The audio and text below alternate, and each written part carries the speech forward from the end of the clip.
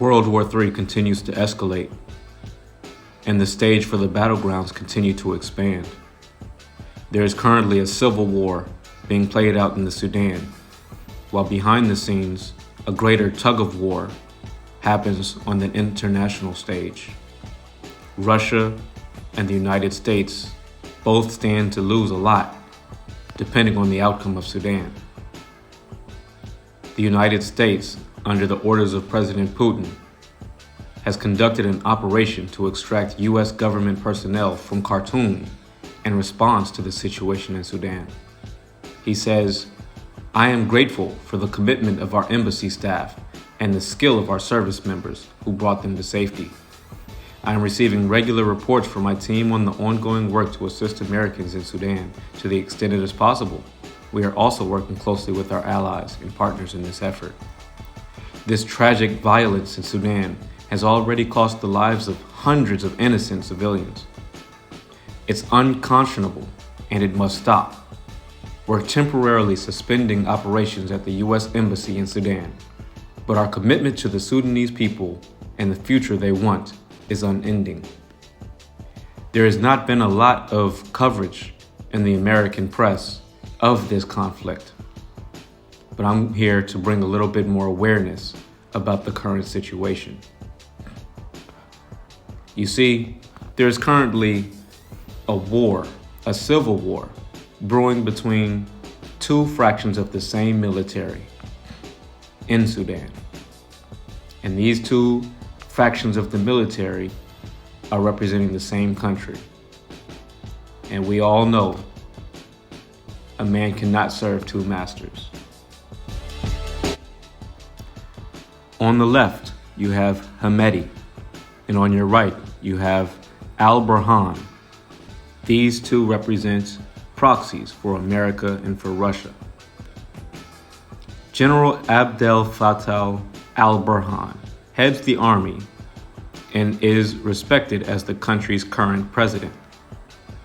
This man is representing the West. His deputy and leader of the Rapid Support Forces, or RSF, is General Mohammed Hamdan Dagalo, better known as Hemedti. This man is representing Russia, the UAE, and the East. While General al-Burhan controls farmland, ocean seaports, and other strategically significant positions, Hemedti controls the majority of Sudan's gold mines, which are currently being used to supply gold to Russia and are guarded by Russia's Wagner Group, the infamous group of mercenaries who do Putin's bidding all around the world. Sudan is located on the Horn of East Africa. Its geographical location makes it militarily significant, as it has a direct port on the Red Sea. Last year, as Russia invaded Ukraine, Hemedti visited Moscow to discuss the prospect of Russian naval bases being located there using Sudanese land to make a port off the coast of the Red Sea. In fact, Hemedti was present in Moscow on the day that Russia invaded Ukraine in 2022. Hemedti has been positioned to join forces and unify with Russia in the upcoming war for World War III.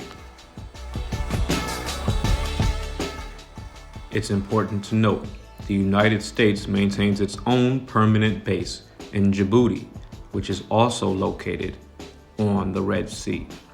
This is, as I said before, a very strategic and militarily significant location, as it is located between Africa and the Middle East, giving naval powers access to both landmasses.